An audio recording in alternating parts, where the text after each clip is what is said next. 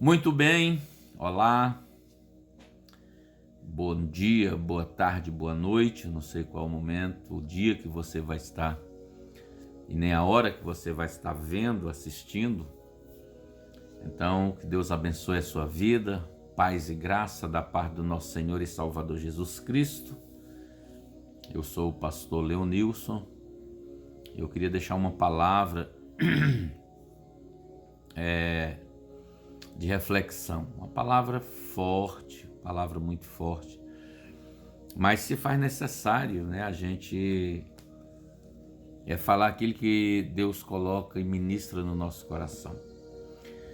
Gostaria que você ficasse até o fim desse vídeo, Eu quero falar aqui da carta do apóstolo Pedro, em 2 de Pedro, segunda epístola dele, no capítulo 3, desde o versículo de número 1, e quero estar falando aqui sobre a vinda do Senhor. A epígrafe em cima aqui da minha Bíblia, o título aqui diz A Vinda do Senhor. Isso me chamou muito a atenção, porque ele fala algo aqui muito relevante para os dias atuais. E se nós voltarmos lá atrás, quando eu era criança, eu já ouvia falar daquilo que eu vou estar lendo aqui para você, que está aqui nesse texto. Diz assim: Amado, escrevo-vos agora esta segunda carta, em ambas as quais desperto com exortação o vosso ânimo sincero, verdadeiro, para que vos lembreis das palavras que primeiramente foram ditas pelos santos profetas e do mandamento do Senhor e Salvador,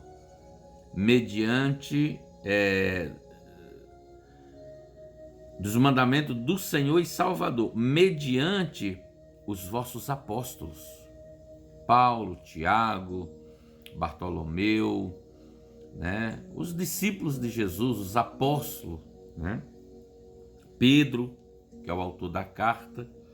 E ele continua dizendo aqui, em 2 de Pedro 3, e o versículo 3, diz assim, sabendo primeiro isto, que nos últimos dias virão escarnecedores,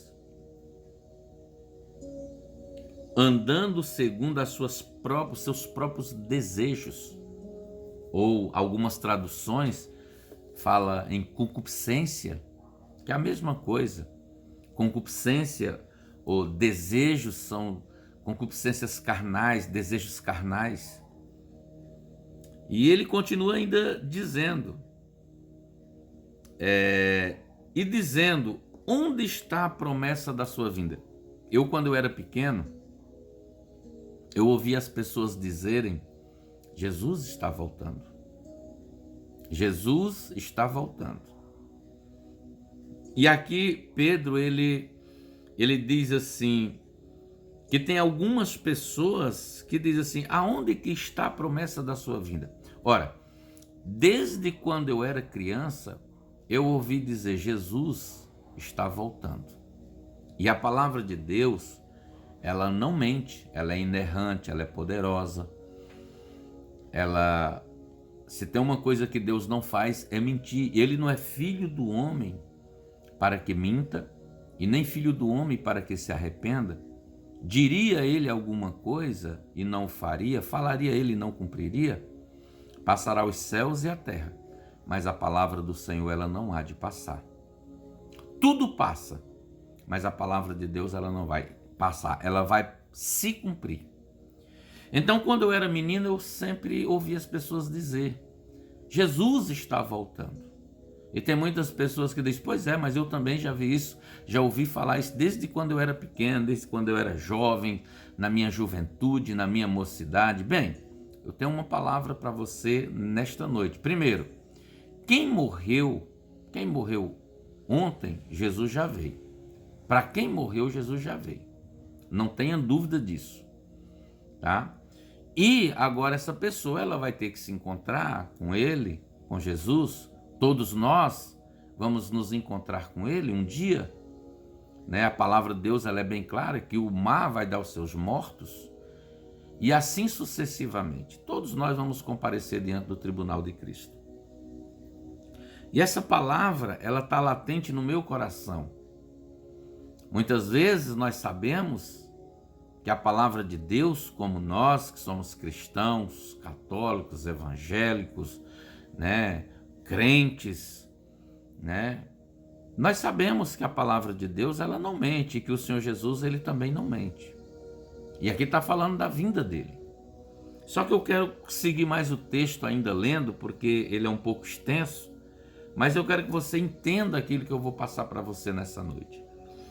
Porque ele estava dizendo aqui, o que ele está dizendo aqui é que nesses dias, últimos dias, virão escarnecedores andando, pessoas escarnecedoras, andando segundo seus próprios desejos, suas vontades. E Jesus disse: como é que vocês podem dizer Senhor, Senhor, se vocês não fazem o que eu mando? E ele disse: nem todos aqueles que dizem Senhor, Senhor entrará no reino dos céus. Então, querido, nós precisamos ter esta centralidade, a centralidade do Evangelho, a centralidade da palavra, a centralidade da minha vida em Cristo Jesus é obedecer os seus mandamentos, né? Então veja bem, ele diz ainda: porque desde que os nossos pais dormiram, todas as coisas permanecem como desde o princípio da criação. Desde que os nossos pais na fé, eles morreram, ou até o seu pai carnal, o seu pai, né?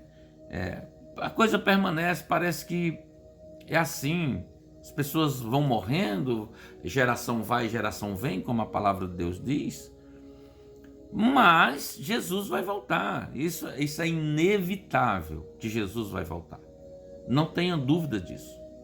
Eu quero que você entenda o seguinte: para quem morreu ontem, Jesus já veio, não adianta. E outra coisa, ele vai voltar, não adianta.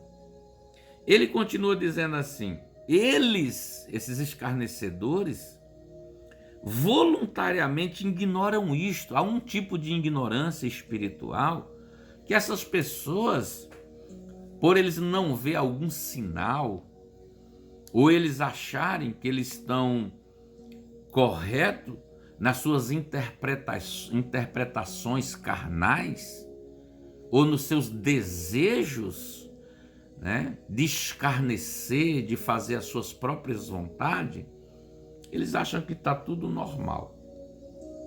Mas não está tudo normal.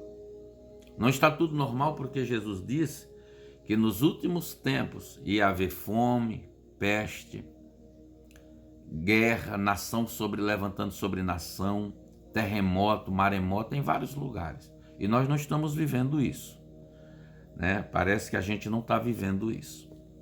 Só que aqui ele diz: e eles voluntariamente ignoram isso. Que pela palavra de Deus, já desde a antiguidade existem os céus e a terra, que foi tirada da água e no meio da água subsiste. Aí eu quero mostrar aqui para você algo, para você entender esse versículo aqui, que o apóstolo Pedro, ele está querendo nos dizer. Ele diz aqui, no versículo que eu acabara de ler, que é o versículo 5, eles voluntariamente ignoram isto, que pela palavra de Deus, já desde a antiguidade, existiram os céus e a terra, que foi tirado da água e no meio da água subsiste. Muito bem. Para nós entendermos isso aqui, eu estou com a minha Bíblia aberta aqui, a outra Bíblia, em Gênesis, capítulo de número 1 e o versículo de número 1. Diz assim: no princípio criou Deus os céus e a terra. A terra, porém, estava sem forma e vazia, e havia trevas sobre a face do abismo, e o Espírito de Deus pairava sobre as águas. Primeira coisa é nós entendermos isso aqui. Ele pairava sobre as águas. Um abismo, e o Espírito Santo, esperando uma ordem, e a ordem de Deus. Quando nós lemos Jeremias, capítulo 1 e o versículo 12, a Bíblia diz assim: eu velo pela minha palavra para que ela se cumpra. Velar quer dizer guardar, proteger, estar de sentinela. Deus estava velando, guardando para que a palavra dele se cumprisse. No versículo de número 3 diz assim: disse Deus, haja luz, e houve luz. Veja bem, estava esperando uma palavra, que é pelo poder da palavra que todas as coisas foram feitas.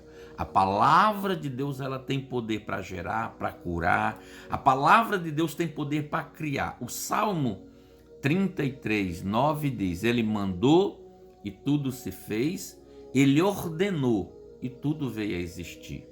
Basicamente, está atrelado a essa passagem. Quando nós olhamos o versículo 4, ele diz assim: e viu Deus que a luz era boa e fez separação entre a luz e as trevas. Chamou Deus a luz de dia e as trevas de noite. E houve tarde e manhã, primeiro dia. Versículo de número 6. E disse Deus: haja firmamento no meio das águas. Nós estamos falando aqui sobre as águas, que agora, essa terra que nós vivemos, ela subsiste sobre as águas. Disse Deus: haja firmamento no meio das águas e separação entre as águas e as águas. E fez, pois, Deus o firmamento e a separação entre as águas debaixo do firmamento e as águas sobre o firmamento.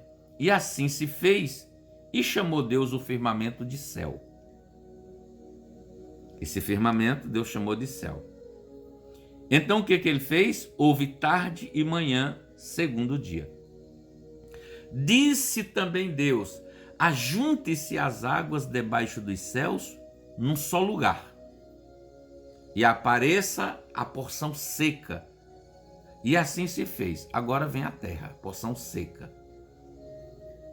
O versículo de número 10 diz: a porção seca chamou Deus de terra, e ao ajuntamento das águas de mares, e viu Deus isso que era bom.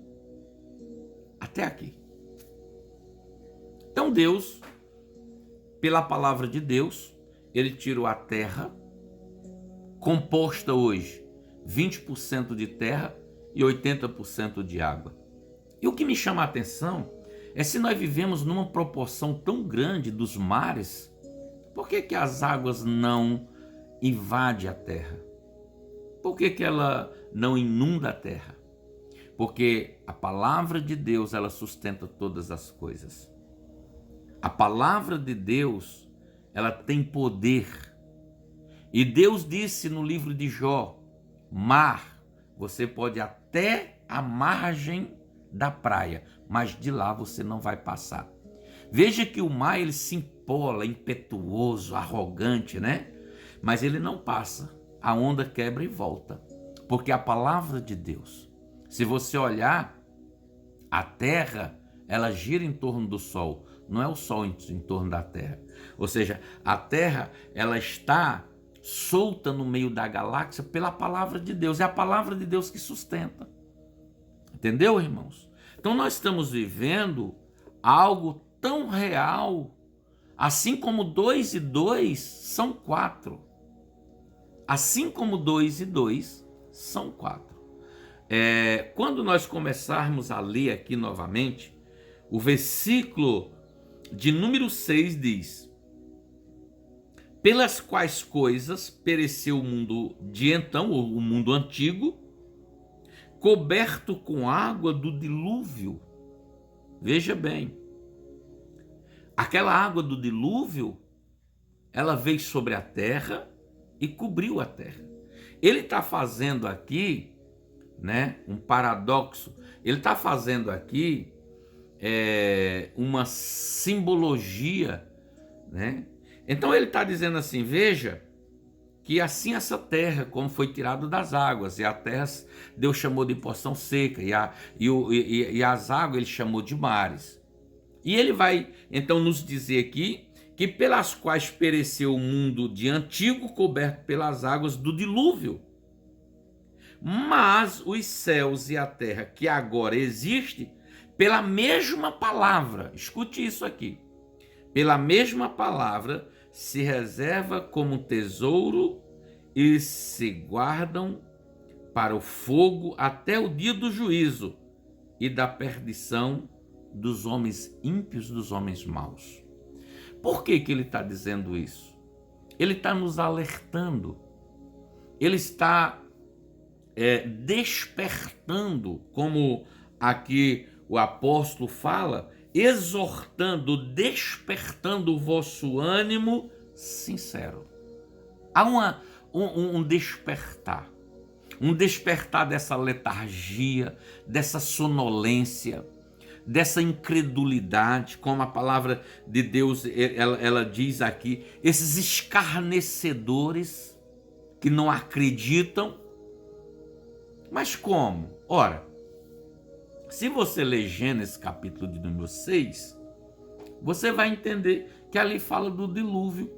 Quando Deus manda Noé fazer uma arca, e aquela arca que ela representa é uma tipologia da igreja hoje, você está entendendo? E eu vou explicar para você numa linguagem não minha, mas do pastor Marco Feliciano.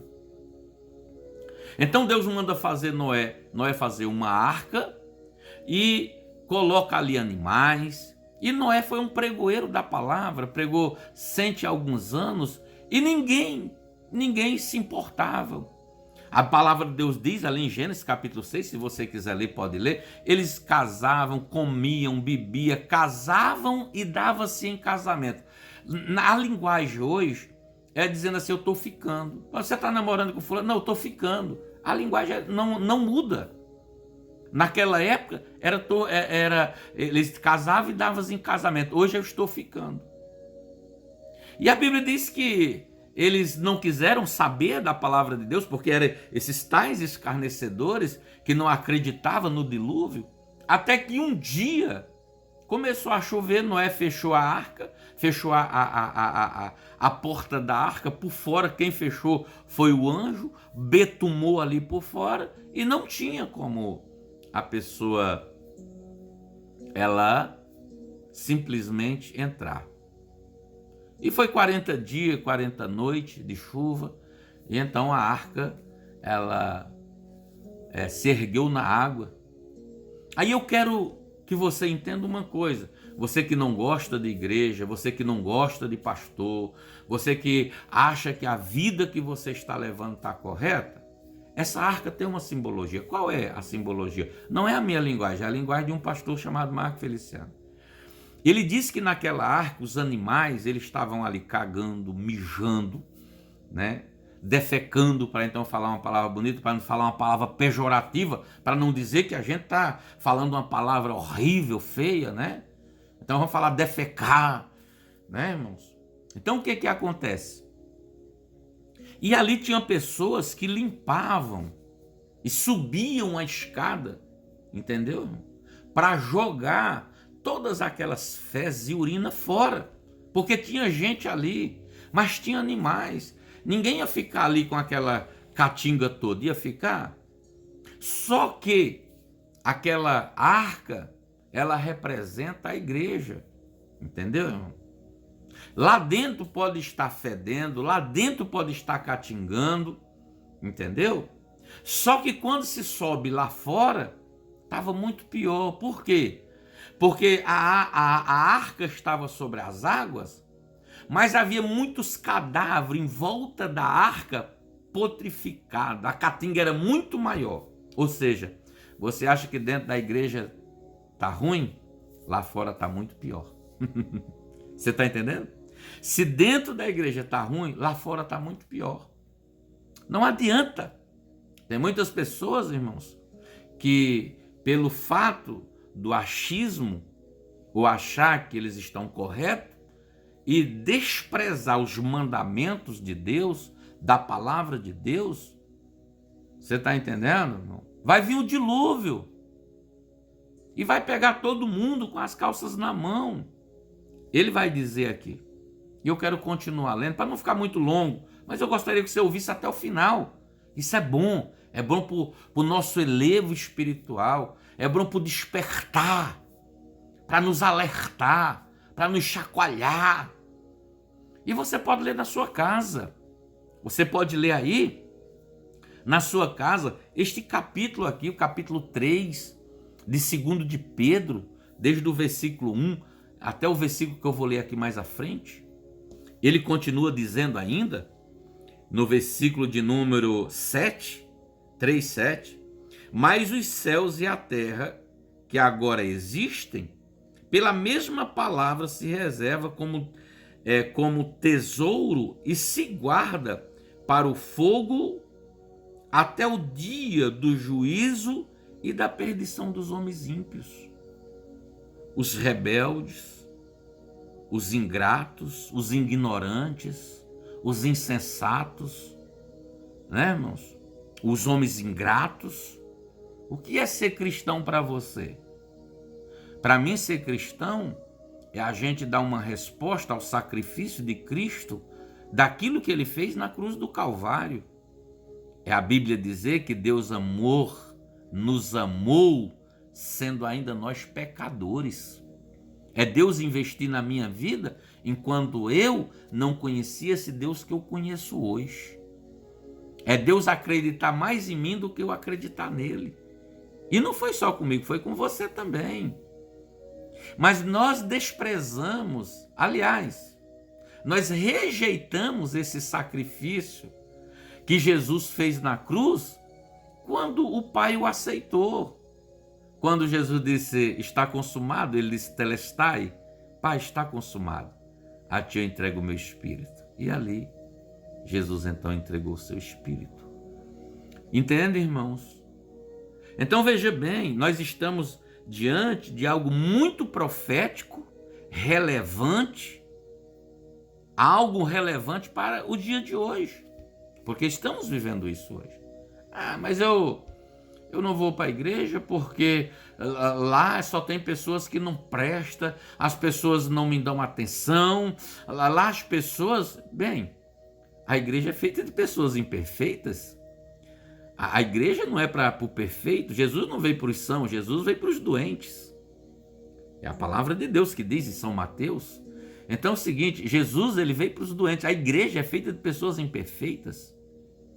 Né, irmãos? Tem pessoas que estão procurando a igreja perfeita. Só que muitas vezes nós olhamos para o lado de fora, mas esquecemos de olhar para o lado de dentro. E Deus ele trabalha no vaso, ele trabalha primeiro para o lado de dentro. Entendeu, irmãos? Para depois trabalhar para o lado de fora. Por isso que a gente não vê como Deus vê. Porque nós olhamos o exterior, mas Deus olha o interior. E essa é a grande... Eu não vejo como vê o homem olha apenas a parte que está fora, mas eu olho a parte que está dentro. E a parte que está dentro, nós precisamos limpá-la. Né? Aí ele continua dizendo aqui, diz assim, mas amados, não ignoreis uma coisa, que um dia para o Senhor é como 1000 anos, e 1000 anos é como um dia. Pastor, o que isso representa? Isso representa, se um dia para Deus é como 1000 anos, e 1000 anos para Deus é como um dia, nós estamos em 2023, 2022, faz 2000 anos então que Jesus esteve nessa terra, então faz 2 dias que Jesus esteve aqui. Se 1000 anos para Deus é como um dia, Deus está dizendo assim, eu tive recente aí, eu tive ontem, antes de ontem aí, e vocês não lembram? O meu cheiro, o lírio dos vales, rosa de Saron, o meu cheiro ainda está no ar, é a minha palavra. Os meus atalaias estão aí. Ouçam a eles. Nós estamos aí pregando a palavra de Deus, falando do amor de Jesus. E quando eu vejo essas passagens assim, que o Espírito Santo nos leva a trazer uma palavra de reflexão. Isso aqui é uma palavra para crente, para homem. É uma palavra para filhos de Deus. Isso aqui não é uma palavra para pessoas incautas. Não, é uma palavra para as pessoas que realmente querem Jesus. E ele diz assim, mas amados, não ignoreis Que um dia para Deus é como 1000 anos e 1000 anos é como um dia. Entendeu, irmãos? Essa é a gente viver na perspectiva da eternidade. Amém, querido? Mas tudo bem, não vou entrar nesse detalhe. O versículo 9 diz assim: o Senhor não retarda a sua promessa, ainda que alguns a tenha por tardia. É aquele negócio. Jesus não veio, ele não vai vir, né? Nós estamos vivendo nos nossos deleites, nos nossos desejos. Está tudo bem, está tudo tranquilo. Mas eu quero que você entenda uma coisa aqui. E aqui eu vou procurar minha Bíblia aqui no hebraico para a gente não falar a minha linguagem, porque talvez a minha linguagem ela não seja convincente, e na realidade ela não é convincente, porque eu acredito que quem convence o homem é o Espírito Santo de Deus, a palavra. O Espírito Santo ele convence o homem do pecado, da justiça e do juízo. Mas eu quero que você entenda algo aqui, escuta aqui, presta atenção. O versículo de número 9. O Senhor não retarda a sua promessa, ainda que alguns a tenham por tardia, mas ele está sendo longânimo para convosco, não querendo que ninguém se perca, mas que todos venham ao arrependimento. Eu quero chamar a sua atenção sobre essa palavra longânimo. Às vezes eu pensava que essa palavra longânimo, ela tinha um significado de Deus estar dando tempo para as pessoas o aceitarem, se converterem. Mas não. Essa palavra no original, ela diz assim, ela diz que Deus é um Deus paciente. É um Deus paciente. É um Deus que está suportando a injúria. Veja bem. Está suportando a ofensa e a injúria de outros. Deus é tardio em irar-se. Então essa palavra, entenda isso, irmãos, ele é tardio. Você está entendendo? Ele está suportando a rebeldia, a ignorância. É o que o texto está dizendo aqui. Está suportando. Mas vai chegar um dia, e nós vamos ler o texto aqui, o versículo de número 10 agora, que diz assim: mas o dia do Senhor virá como ladrão de noite, no qual os céus passarão com grande estrondo, e os elementos ardendo se desfarão, e a terra e as obras que dela se queimarão. Ou seja, ele está nos alertando, nos advertindo, que a vinda do Senhor virá como um ladrão. Por que como um ladrão? Ora, se você soubesse que horário o ladrão ia entrar na sua casa, no seu estabelecimento, você ficava de prontidão, esperando, aguardando, para que ele não roubasse. Então a volta de Jesus vai ser repentina, vai ser como um ladrão que entra e ninguém vê. Ou seja, vai ser tão de repente que as pessoas vão dizer assim: ah, foi os ET que vieram na terra e levaram o povo. É isso aí. É ou não é? Ah, mas o que aconteceu? É justamente isso. É o que a palavra de Deus está dizendo. A vinda do Senhor vai ser tão rápida como um ladrão vem de noite e ninguém sabe, ninguém vê. Agora, aqueles que estão apercebidos, aqueles que estão praticando a palavra de Deus, a palavra de Deus fala em Mateus, capítulo de número 7, o versículo 23, 24 ali, ele fala sobre o homem prudente, o camarada que é sensato e prudente, mas também fala do insensato e do imprudente. Ele diz que o camarada que é prudente, ele edificou a sua casa sobre essa rocha, veio o vento, deu sobre aquela casa e ela estava firme, porque estava alicerçado na rocha. Mas o mesmo vento veio também e deu sobre uma casa que estava alicerçada sobre areia. E esta casa que foi alicerçada sobre areia, veio o vento e grande foi a sua perdição. O que é isso? Isso aqui fala de oportunidade. Oportunidade de você fazer o que é certo. oportunidade de nós fazermos o que é correto e é certo. É só isso. Porque o dia do Senhor vai vir. E assim como aconteceu no dilúvio lá atrás, essa terra que nós estamos vivendo também foi entesourada para o fogo. Não vai ser mais destruída com água, porque Deus disse para Noé: Noé, essa é a aliança que eu faço contigo. E quando Deus fez uma aliança com Noé, apareceu um arco-íris no céu, que era um sinal de que Deus jamais ia destruir o mundo com água. Então é tanto que você só vê um arco-íris quando está chovendo. Você não vê um arco-íris em dia de sol. Ou quando tem uma formação, né, de nuvens, você vê um arco-íris. Você, quando vê um arco-íris, você lembra de uma aliança. Veja que o arco-íris, ele tem o formato de uma aliança. Quando você usa uma aliança, é que você tem compromisso com alguém. Quando você vê o arco-íris, ele é um formato de uma aliança que Deus fez com o homem. Legal. Então, bom, que é para que nós possamos ter esse despertamento da nossa consciência e começarmos a voltar para Deus nesse tempo.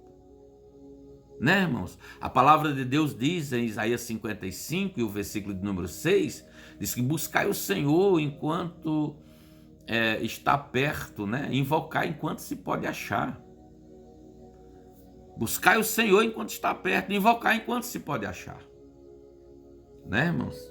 Então nós vamos seguir aqui para nós encerrarmos. Diz assim ainda o versículo 10 que nós lemos: mas o dia do Senhor virá como ladrão de noite, no qual os céus passarão com grande estrondo, e os elementos ardentes se desfarão, e a terra e as obras que nela há se queimarão. Tudo vai acabar pelo fogo. Tudo isso aqui, meu irmão. Aí ele vai, diz o versículo 11: haverá, pois, de perecer todas essas coisas, que pessoas vos convém ser em santo trato e piedade. Versículo 12: aguardando e apressando para a vinda do dia de Deus, em que os céus em fogo se desfarão e os elementos ardentes se fundirão. Versículo 13: mas nós, segundo a sua promessa. Talvez você diga: você está dizendo nós? Eu? Não. Eu estou falando do povo seleto de Deus. Eu estou falando do povo que obedece, do povo que crê, do povo que guarda as promessas do Senhor, do povo que guarda essa palavra no seu coração. Como disse o salmista Davi: guardei a tua palavra no meu coração para não pecar contra ti. Mas ele continua dizendo assim no versículo 3: mas nós, segundo a sua promessa, aguardamos